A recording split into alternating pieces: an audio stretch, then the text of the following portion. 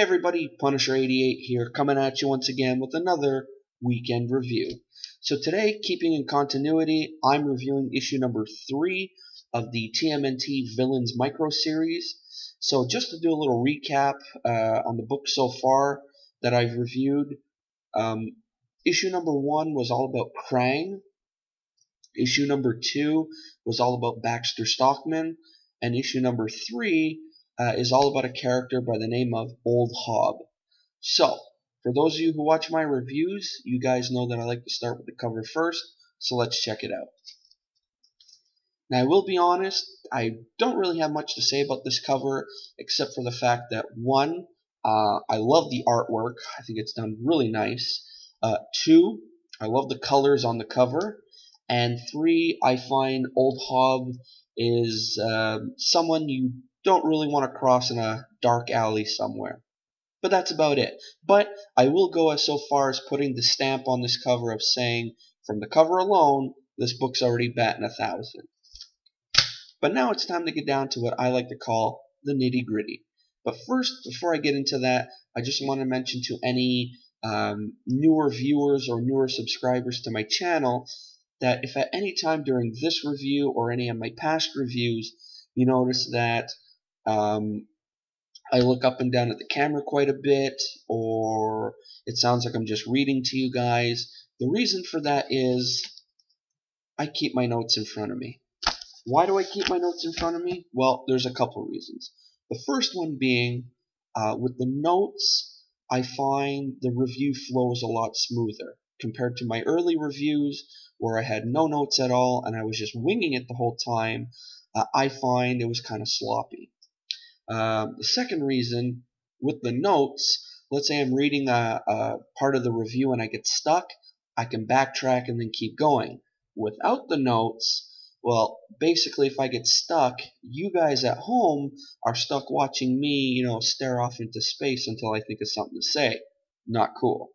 And the third reason, well, basically, I was never good at memorizing text, so therefore the notes are actually a help aid. So if you guys are cool with that, awesome. We'll get through this review and we'll be on our merry way. Alrighty? So, I'm going to give you guys the good, the bad, and my overall verdict. You thought I was going to say the ugly there, huh? Anyway, so, you guys ready? Alright, so let's get to it. So first off, the good. So basically, I've been wondering about Old Hob for quite some time now. Because I'm a sucker for good villains and the occasional bad one. But, the very first TMNT story by IDW introduced Old Hob's rivalry with Splinter, and we've seen glimpses of, what went down, but I've been pretty curious to see more from the character, aside from him acting like a goon. Writer Jason, and I hope I say his last name right, Sierra is tasked with fleshing out the character's history, and I find he succeeds for the most part.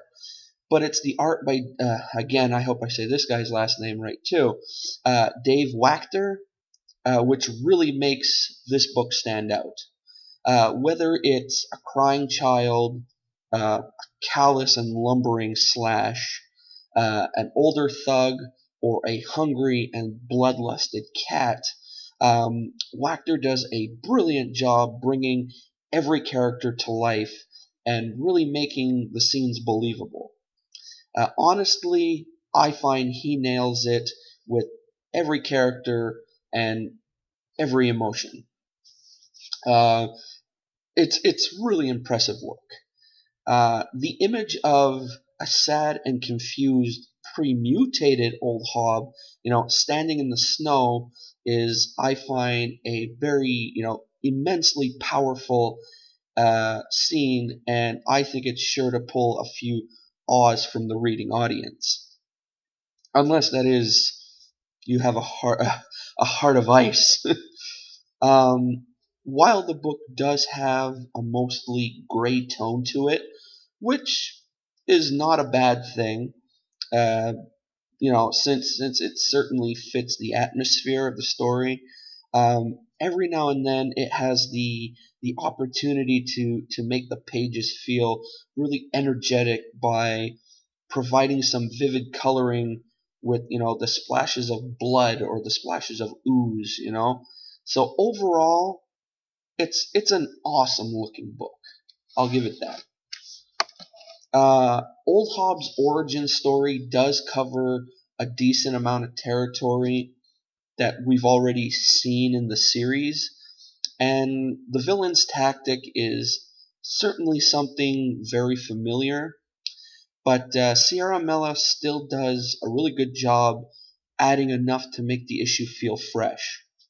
The emotional opener I find is fantastic, and while I don't really care much about seeing, his forces leave him post Turtles fight, the minor twist involving Splinter, I think, is a really good one. Now for the bad. I did enjoy Old Hobbs' origin, but it does have a decent, been there, seen that feeling to it. Until the end, that is. But as of right now, my impression of the character is basically still, the same. He's a fairly standard lackey who thinks he's a leader, and yet again, I imagine he's in over his head, despite thinking otherwise.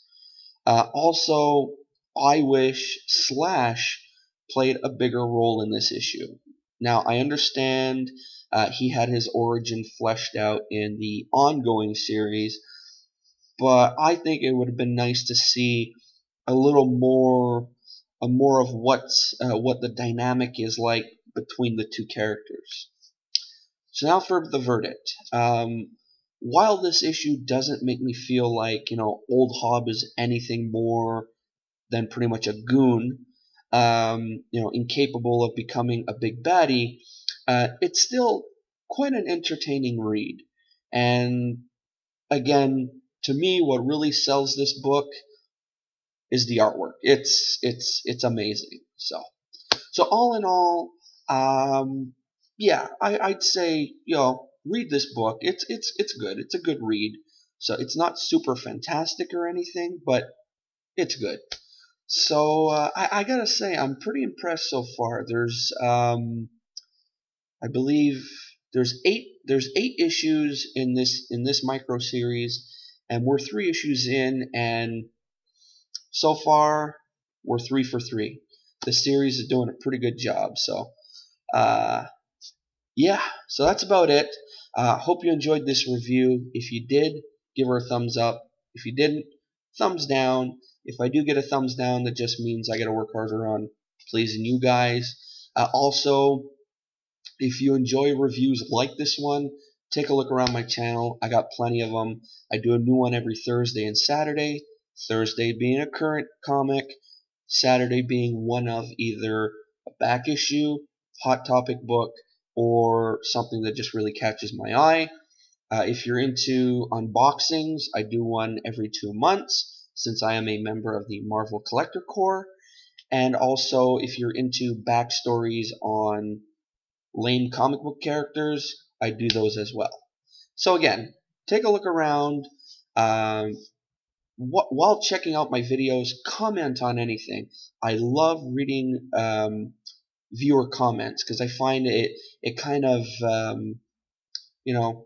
it kind of builds a bond between us, viewer and I don't know the word for it right now. Anyway, you know what I mean. So yeah, comment on anything, like or dislike anything.